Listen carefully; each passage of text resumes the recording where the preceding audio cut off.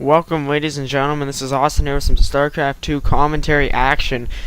And today, this is episode 4. I'll be bringing you some more 1v1 Silver League action, this time between myself, once more, Austin, as the Red Protoss spawning at the I'm not going to really say top right, but on Shattered Temple here, and in a cross spawn is my opponent, kfcronin, so I'll call him KF, or actually I'll just call him Cronin. Yeah, I'll call him Cronin for the simplicity of this map, for the simplicity of this replay. And so he's going to be the blue Terran at the other side of the map, and so I just felt that this was a solid game for myself to commentate on. I hadn't played any other important games. Hesperide hadn't, and none of importance have been sent in to me. As you may or may not know, I constantly post an email address in the description of my videos for you to send your notable replays to. Please do send them. I am not critical of replays. I will review probably any replay I receive, as I receive none at this moment. So both of us just going about our usual routines. I felt that this was a solid game, by the way. I don't just review any normal games, and so I'm sitting quite nicely in Silver League. I was on a 5-game winning streak until I lost due to a macro fail, where accidentally, instead of pressing attack move, I pressed attack on my opponent's natural, so my units just walked by his massing army, and they were all destroyed along the way. Quite laughable indeed, but frustrating, as I would have won had I actually successfully attack moved.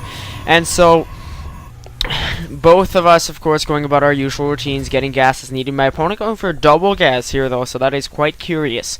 And his scout was quite unsuccessful, but mine proved quite the opposite, as I found his base on the second try. And I just see the regular routine play and spot probably the majority of the 2 gas. Oh, sorry. Yes, I do spot both gases, and so I'm just getting the first zealot out, and no cybernetics core, so I'm a little bit late. There we go. And so, at this time, nowadays I use shift so much more. I just shift, click, and then back to my minerals.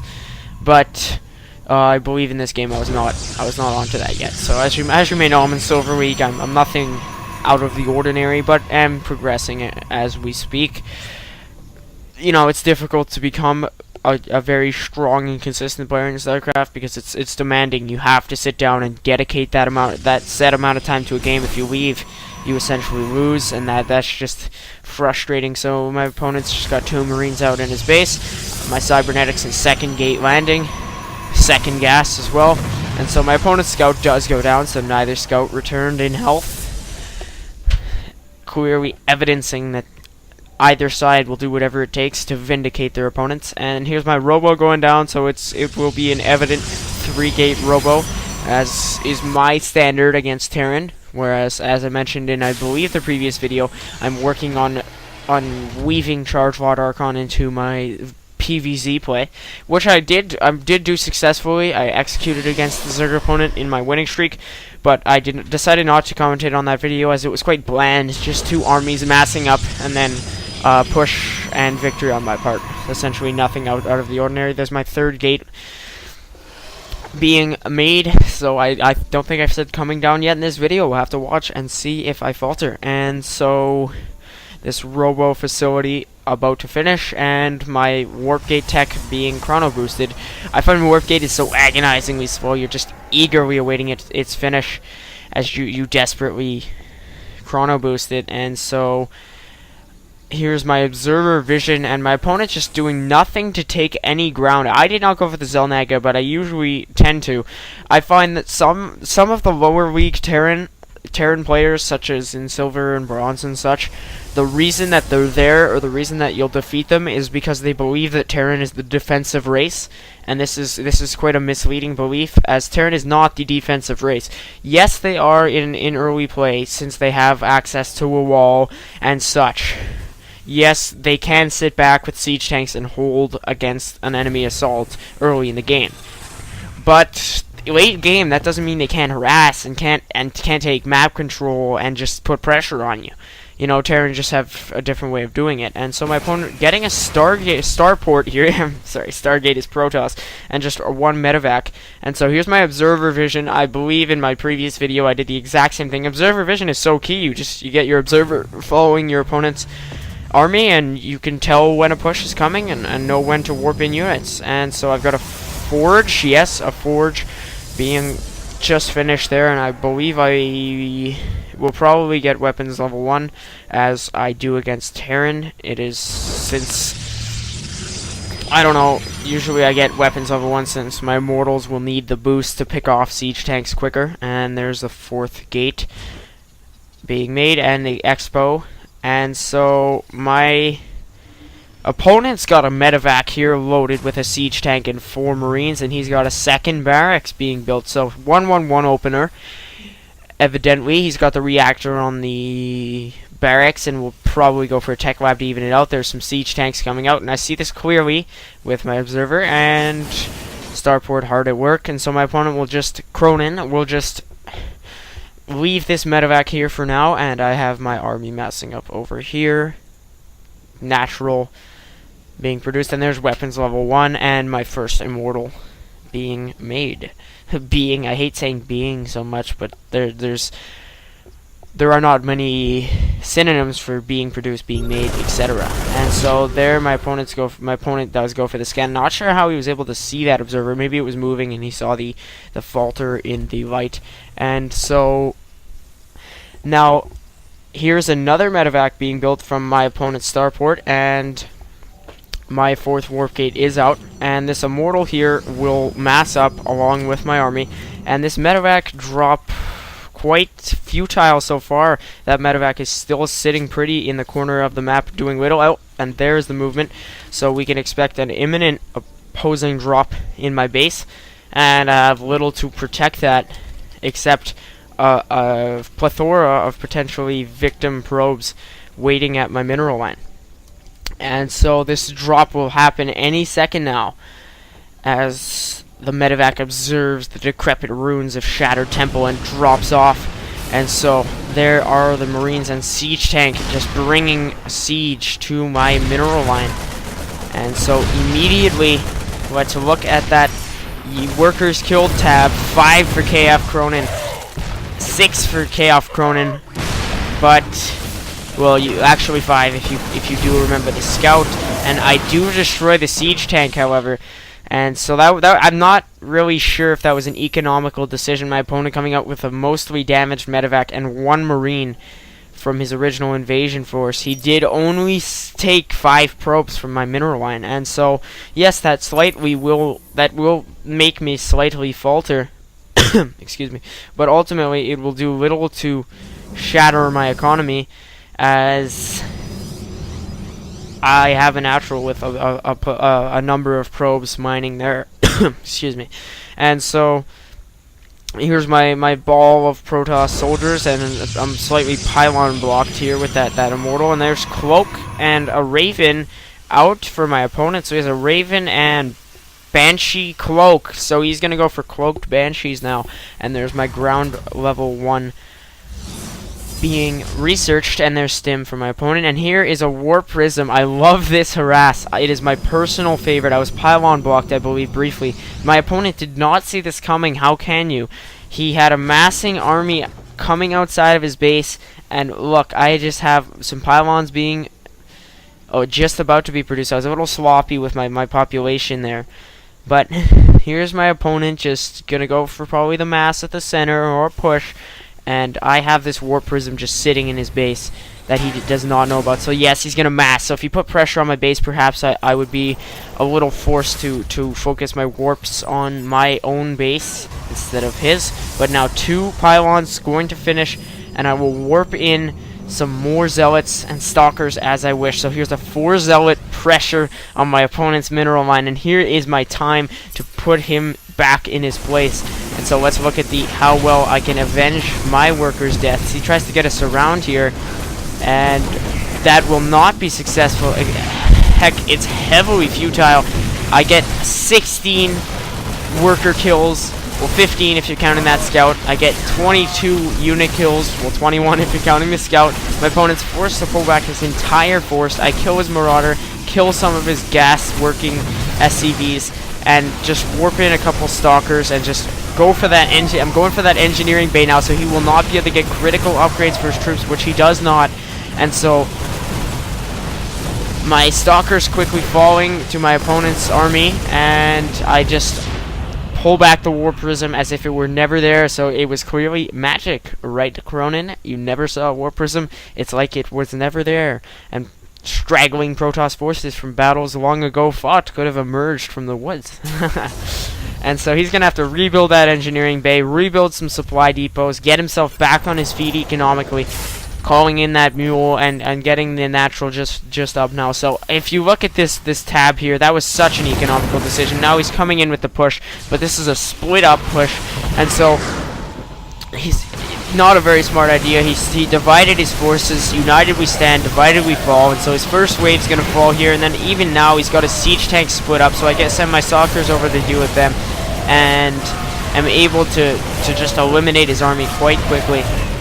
And now we'll put imminent response pressure on his base. He's got 12 population, practically no economy at the main, and so this is just beyond salvageable for him. And look at that, I get the warp prism back up in his base, 4 more zealots landing for me. There is the GG from Cronin, and so he's left the game. I believe I did not leave. No, I didn't. So just out of satisfaction, I allow my Protoss forces to eradicate his Terran base from the grounds of this sacred temple. I'm getting quite novelistic, if such is a word. So my main army just pushing on his base, 2 stalkers dealing with the natural, and 1 population for Cronin, 1 living population. I'm not sure where that's going to be, but evidently not on the map. There's 0 population, so whoever had to be killed had to be killed. And so units killed 52, that is including his army, but if we look at the main essential tab, it's workers killed. 16 workers killed from my harass to his 5. And so I think that was essentially the difference maker in this game. Here's my Colossus now in his base as it is being finished off. And so the last remaining buildings just falling to the Protoss purge, and the War Prism truly proving itself to be a hero of this battle. And so I believe he's out of buildings, and that is the game essentially. Yes, it is. And so extended thermal lance almost being finished, just at this point was for jokes. And so I don't mean to sound arrogant, by the way. I know I took on quite that tone with my harass, my commentation on my harass and at the end of the game, but it was a respectably close game. I felt that my opponent just made several crucial mistakes that separated us, and that he could have just as easily won it as I had.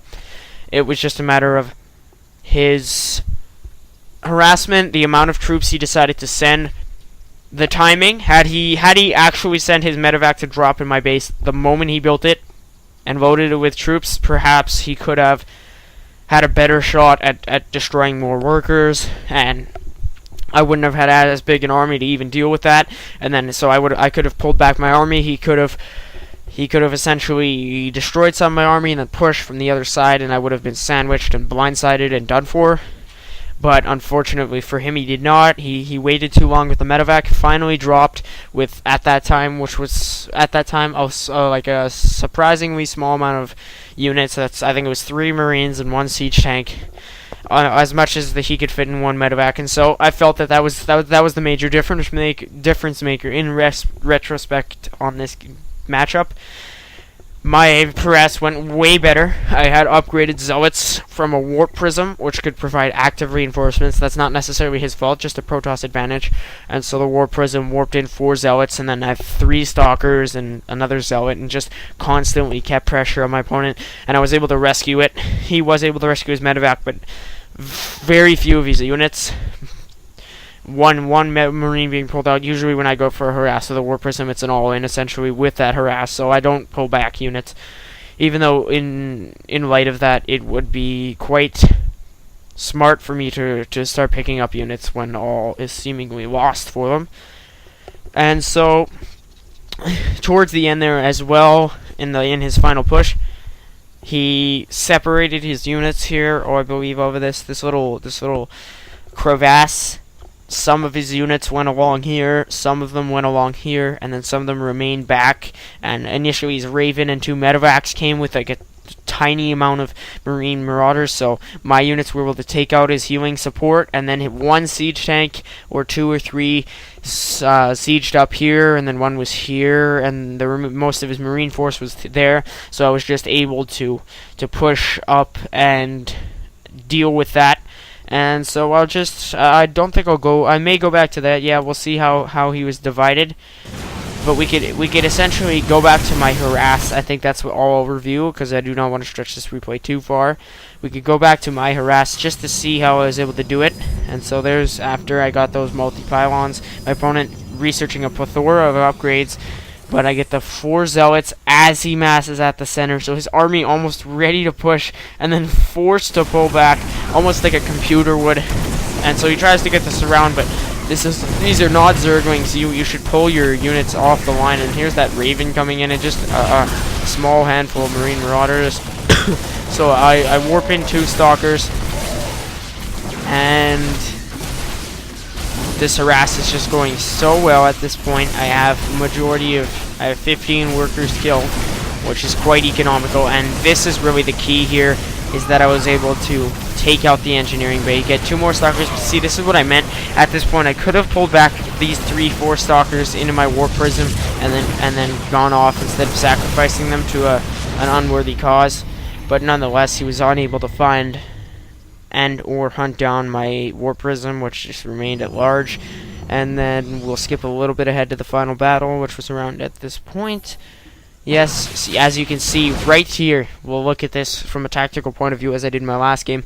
The Raven, iconically sandwiched inside of the medevac, but the Raven and the 2 medevacs just accidentally running into my line. I believe this was the first injured medevac that he was unable to repair with an SCV. 1 siege tank and 1 Marine here, so I'm able to pick off that 1 medevac, pick off this small force, the siege tank, before it can even siege up, pick off the Raven, pick off the other medevac, and now we'll look at this as well. He's got this handful of Marines, he's got 1 siege tank, this handful of Marines, 1 siege tank, no more medevacs left, no Raven for whatever reason, point defense drone, auto turret, seeker missile, etc. And then 2 sieged up to siege tanks here, so I'm able to split my forces in half as well.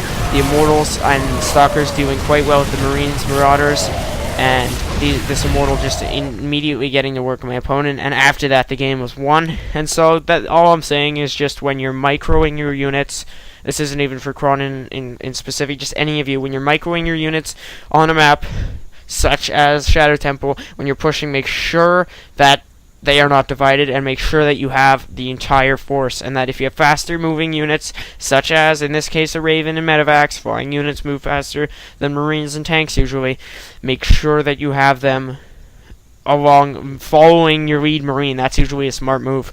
Just like I have my observer following their lead Marine, have your faster units follow one of your slower units so that you do not lose them, as Cronin did.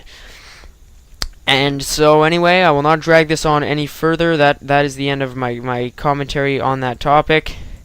I hope you enjoyed watching this replay, and I hope you will tune in next time on my OS772 I like that, 772 replays channel. And so never forget to check the description for my email address that you can send your notable replays to. I will gladly review them and give you my 2 cents on them. And so, signing off, this is Austin bidding you all farewell, have a good one, and I will see you next time.